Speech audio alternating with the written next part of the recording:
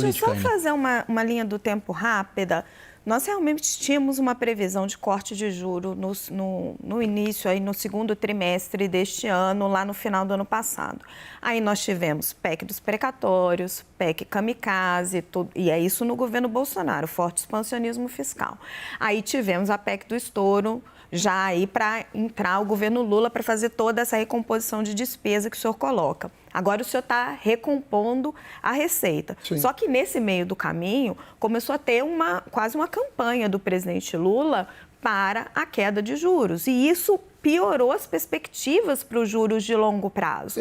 Então, a minha dúvida é a seguinte: o presidente Lula atrapalhou o Banco Central a baixar os juros? E se o senhor está preocupado, se caso na próxima reunião do Copom não vier uma queda de juros ou não vier uma sinalização na ata de corte de juros em breve, se o senhor está preocupado com a reação do presidente Lula? Olha, eu estou mais preocupado do que com a reação do presidente Lula, eu estou preocupado com o que está acontecendo no mercado, né? Olha, eu tenho depoimento de muitas empresas sólidas, absolutamente sólidas, que quando o juro estava a 2, que na minha opinião, isso eu disse publicamente, então eu posso repetir, estava equivocado o 2, por ser baixo demais num país com as características do Brasil. Os empresários sólidos tomaram a 6. Tomaram empréstimo a 6%, 6,5%. Hoje, esses mesmos empresários, 2 anos depois, estão rolando a 20. Um empreendimento com uma boa taxa de retorno, vamos dizer 14%, estava com uma margem de 6 para 14. Esse mesmo empreendimento está com um déficit de 6 hoje. Percebe? 6 para 14 você tem 8 de margem, 7 para 14, 7 de margem. Hoje a pessoa está rolando a 20. De 14 para 20, você está devendo 6. Então, estou resumindo assim para as pessoas compreenderem que a virada foi muito forte. Olha o que está acontecendo hoje na Europa e Estados Unidos, né? A Europa está mantendo taxas de juros negativas ainda agora. Por quê? Porque ela está com muito receio do impacto, né, de um combate à inflação. Inflação na Europa caiu de 9,2 para 8,5 recentemente. E a Europa comemorou 8,5 de inflação. Há quantas décadas você não ouve falar de uma inflação europeia nesse patamar? Mas estão comemorando, porque está caindo. Por que o Banco Central Europeu não dá um choque de juro?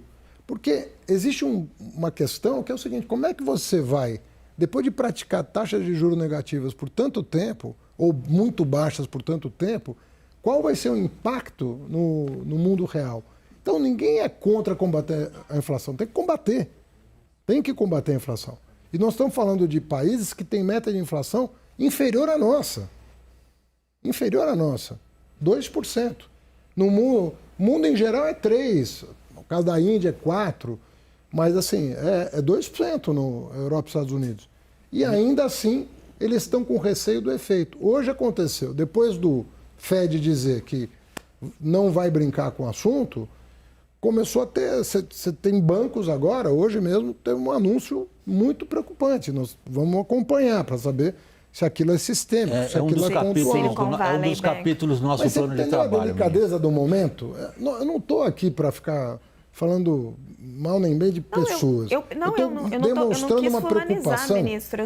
Eu só perguntei porque tem um impacto efetivo na taxa de juros de longo prazo. Eu estou aqui para falar da minha preocupação como ministro da Fazenda. A minha preocupação é uma calibragem, né, num mundo confuso, difícil de administrar, muita coisa acontecendo no mundo desenvolvido que não estava no roteiro, e nós temos que olhar para isso. Faz muito tempo, desde 2008, a gente não vê o mundo voltar a ter. Aí tem guerra, tem problemas geopolíticos, tem coisa de toda a ordem. Tem problemas de oferta de alguns até agora. Então, o que eu estou ponderando é que nós temos que saber navegar em mares turbulentos. É só isso que eu estou dizendo. E às vezes um marinheiro de mar turbulento nem sempre é aquele que olha para o farol e fala: é para lá que eu vou. Porque às vezes você vira o barco. Se a Raquel não ficar brava comigo, ela está dizendo que o Lula está ajudando o mar a ficar mais turbulento. Quando ele... Deixe na sua descrição, que me parece muito adequada, a sua descrição, como diz a Fazenda, do dilema do empresário, me parece absolutamente realista. O que o senhor está trazendo é o que todo mundo que toma decisões no mundo da economia sente. Como é possível atuar com juros reais desse tipo? Mas a ponderação que eu ofereço à sua avaliação, já que também o senhor ingressou um pouco no lado internacional, é a seguinte: o Brasil é percebido lá fora como um país tradicionalmente de juro real alto, porque é um país, aquele que teve que ir lá se recuperar da dependência química ou dependência alcoólica em termos de inflação, e ainda não se sabe se ele sofre uma recaída e tem uma poupança muito baixa. Então, a nossa percepção, ou a percepção a nosso respeito lá fora, é a do risco. E o nosso risco tem sido constantemente mais alto do que o risco de países comparáveis ao nosso redor, que têm inflação consistentemente mais baixa e juros reais também consistentemente mais baixos. Então, seguindo a linha da pergunta da Raquel e do que a Daniela estava abordando anteriormente, como que será possível mover a autoridade monetária a trazer os juros para um patamar que alivie a situação horrorosa que todos estão vivendo hoje no Brasil por conta dos juros altos, se a política fiscal, influenciada pelas questões de popularidade, aumenta a percepção de risco? Eu vou te responder com uma pergunta para você compreender como eu penso essa questão. Eu poderia te perguntar, como é que você quer que eu faça uma política fiscal saudável com uma taxa de juro que derruba a arrecadação, que enfraquece a economia? É o que está no seu crachá. Não, mas... eu estou te fazendo uma pergunta retórica. Retórica, ok. Estou fazendo uma pergunta retórica para que você compreenda como eu penso que as coisas devem se conduzir. Na verdade, essa divisão entre política monetária e fiscal é uma divisão, vamos dizer assim, é uma forma de pensar a economia que talvez não consiga traduzir a complexidade desse organismo, que tem dois braços, que tem o fiscal e o monetário, mas que tem que trabalhar juntos. E não é esperando o outro fazer para depois começar a trabalhar. É uma relação de confiança que se estabelece entre as autoridades fiscal e monetária, justamente para que, ao observar que nós estamos na mesma direção, concorrendo para os mesmos propósitos,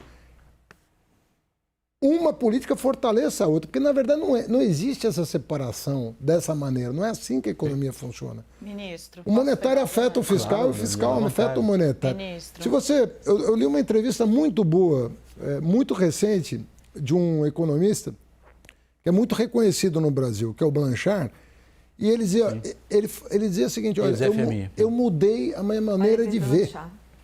Eu mudei a minha maneira de ver. Hoje eu estou vendo as coisas a partir de uma nova perspectiva.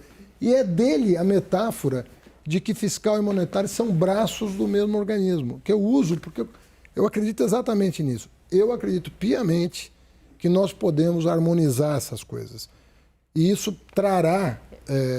Agora, não é... É o que eu falei, nós vamos anunciar a âncora fiscal, né? O arcabouço fiscal, depois nós vamos ter que preencher os quadrinhos com número, né, com parâmetros. São a etapa do desenho, a etapa da tomada de decisão a partir do desenho, e isso é uma coisa que é quase que uma negociação com a sociedade que você faz. Porque não é uma coisa impositiva que você vai fazer, vai ser isso. Você vai calibrar e vai testar esse modelo.